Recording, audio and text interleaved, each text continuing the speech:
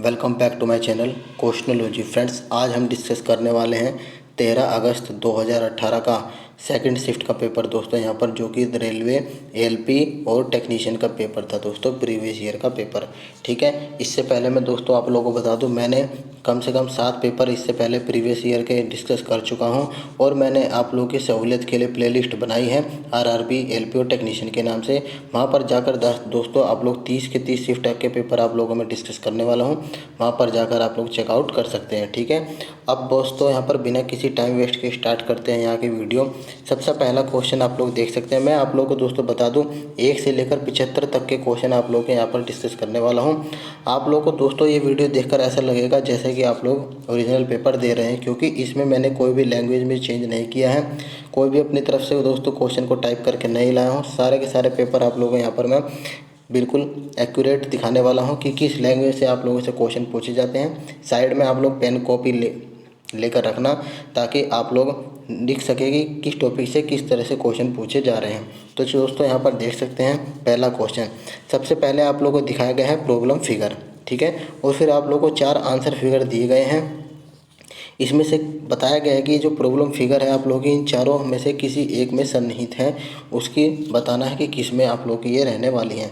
तो दोस्तों जो ये ऑप्शन सी है, इसी में ये वाली आकृति सन्निहित है, ये आप लोग का आंसर रहने वाला है। ठीक है, मेरा मकसद दोस्तों ये है कि आप लोगों को पेपर होने से पहले जैसे कि टेंटेटिव डेट जून में बताई गई है, उससे पहले आप लोग 30 की 30 शिफ्ट यहाँ पर कवर कर लें और आप लोगों को पता चल सके। पहला तो ये कि आप लोगों की नॉलेज कितनी हो गई आप लोगों का। ठीक है, रिवीजन हो जाएगा आप लोगों का और आप लोगों को पता चल जाएगा किस लैंग्वेज से क्वेश्चन पूछे गए थे पिछली बार से।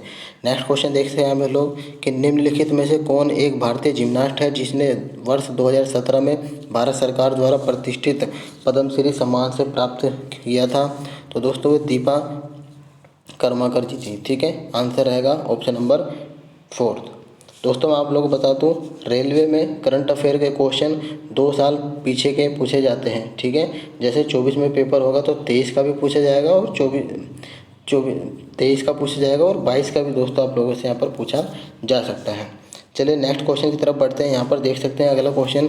कुछ छात्र एक पंक्ति में बैठे हैं। इन पंक्ति में x का स्थान बाएं से 17वां है, जबकि y का स्थान दाहिने से 14वां है।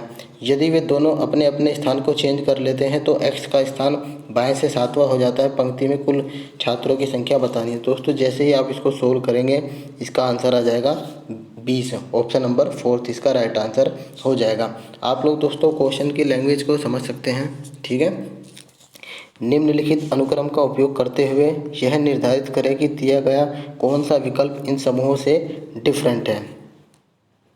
कौन सा विकल्प इस समूह में नहीं है। तो दोस्तों आप लोग जब इसको देखेंगे तो 4#M इस समूह में नहीं होगा, इसका आंसर बी होने वाला है। अब बात करते हैं दोस्तों यहाँ पर कथन निष्कर्ष आर्गुमेंट से संबंधित क्वेश्चन। आरआरबी रेलवे बहुत ज़्यादा पूछता है दोस्तों, एक शिफ्ट में 6 से 7 क्वेश्चन पूछता है, तो आप लोग को इस टॉपिक को तो कवर करके जाना ही है। ठीक है, यहाँ पर देख सकते हैं इसमें कहा गया है कि 50 छात्रों की एक कक्षा में ऊपर से x का स्थान क्या है। कथन इसमें दिया गया स्टेटमेंट कि y का स्थान x से 4 स्थान नीचे है और नीचे से 30वां स्थान है। सेकंड कथन कहा गया है कि z का स्थान x से सेकंड स्थान ऊपर है और नीचे से 32वां है। तो आपको बताना है कि दोस्तों यहाँ पर कौन सा कथन पर्याप्त है।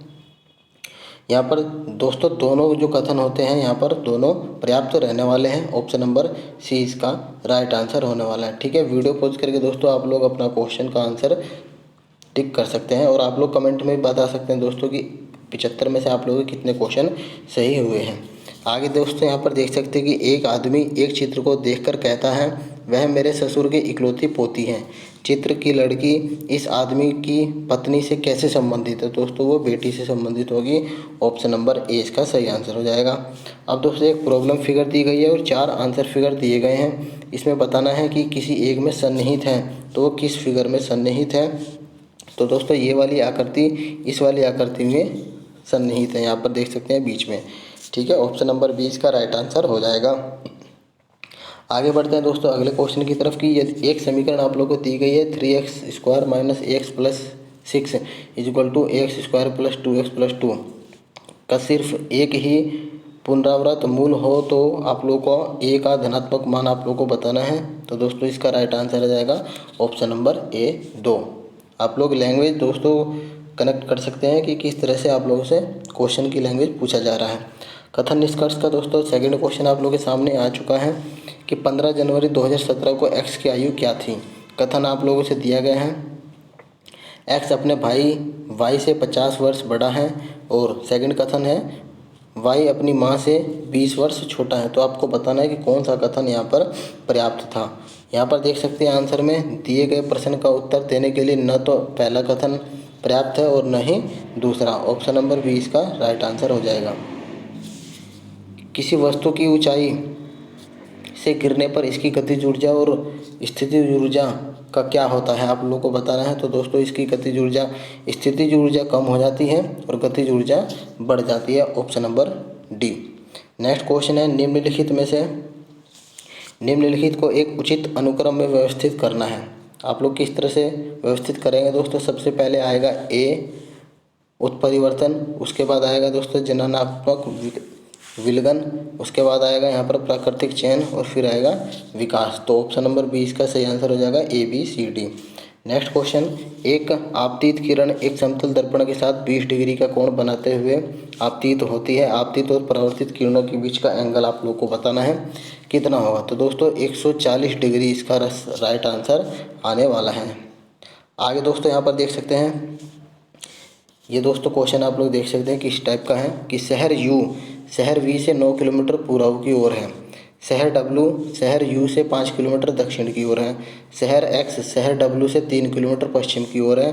शहर वाई शहर एक्स से 5 किलोमीटर उत्तर की ओर है। शहर जेड शहर एक्स से 7 किलोमीटर दक्षिण की ओर है।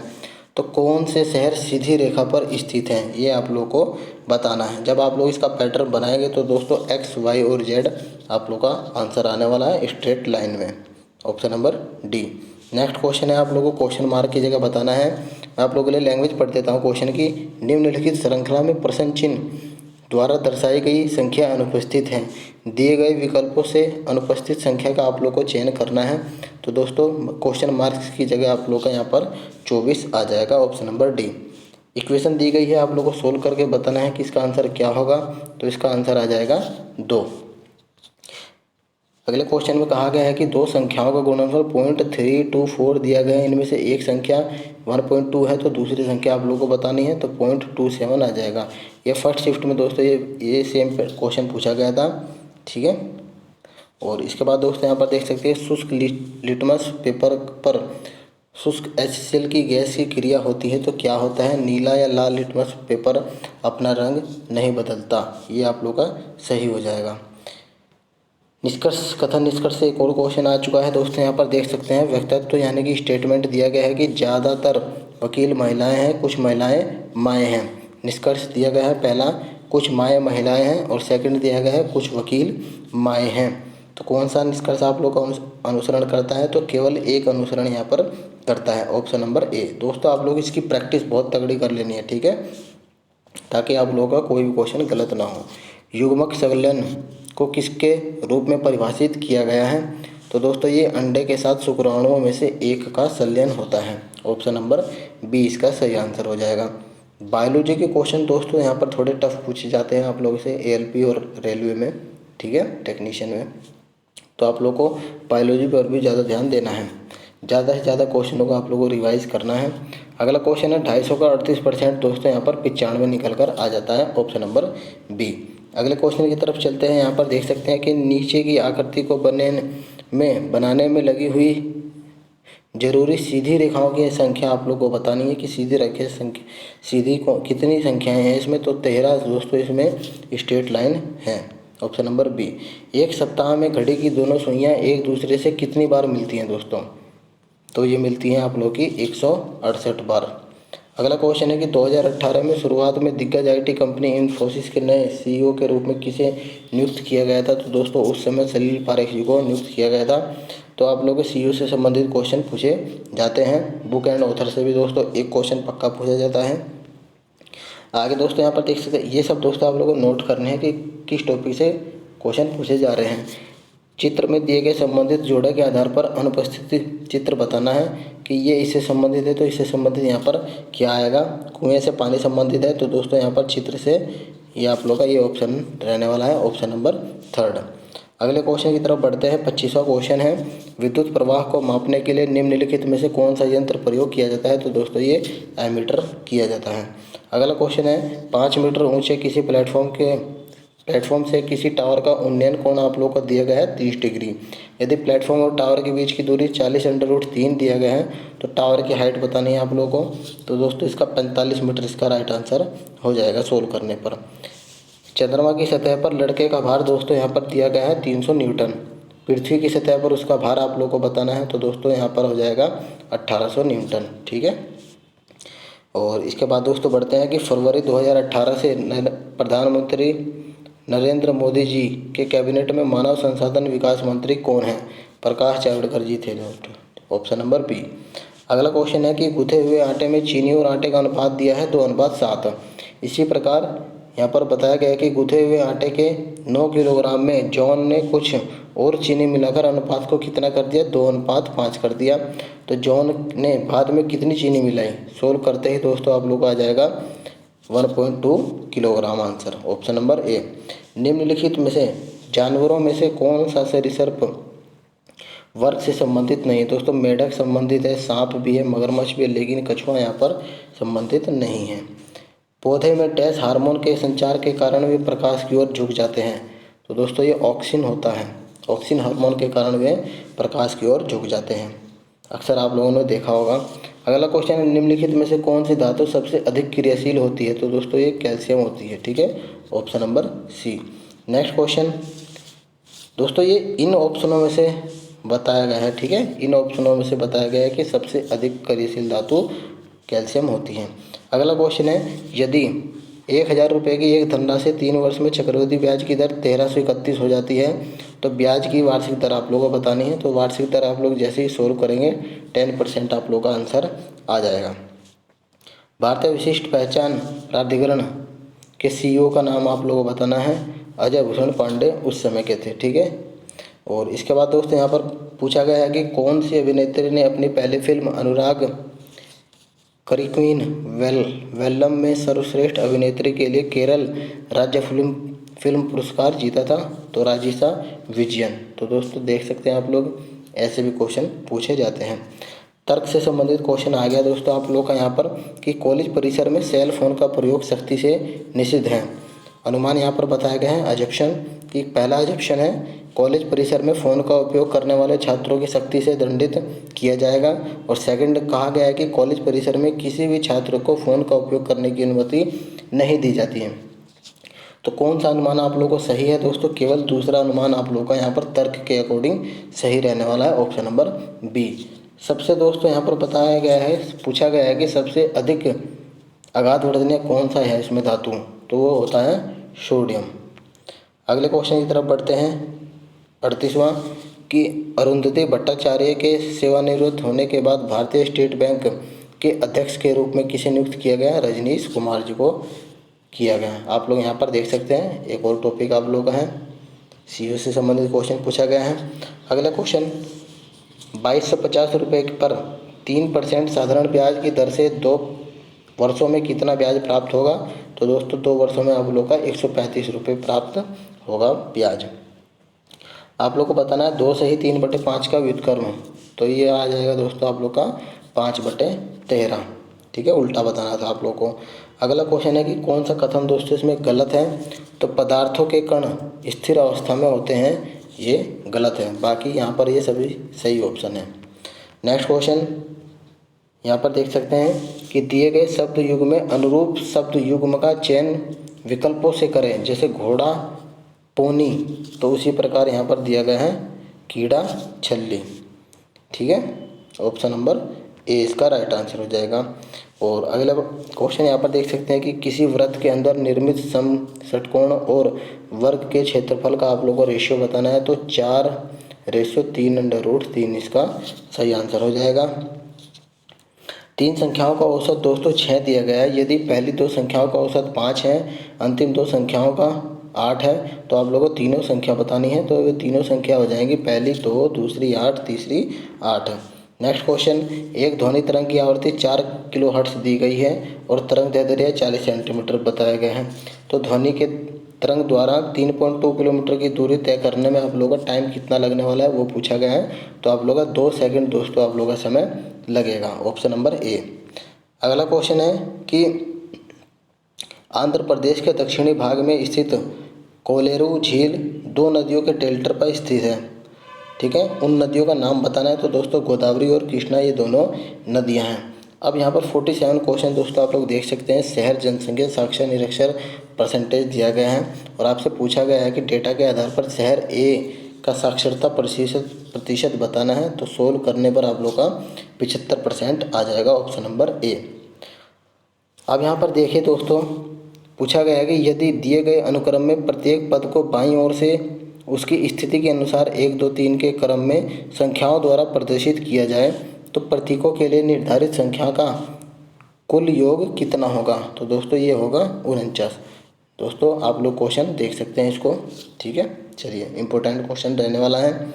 और यहाँ पर देख सकते हैं कि आईने को AB रेखा पर रखने से निर्मित प्रश्न चित्र यानी कि प्रॉब्लम फिगर दर्पण प्रतिबिंब बताना है। इसका दर्पण प्रतिबिंब क्या रहने वाला है। तो दोस्तों जो ये पहला ऑप्शन है यही आप लोग का हो जाएगा, ऑप्शन नंबर सी।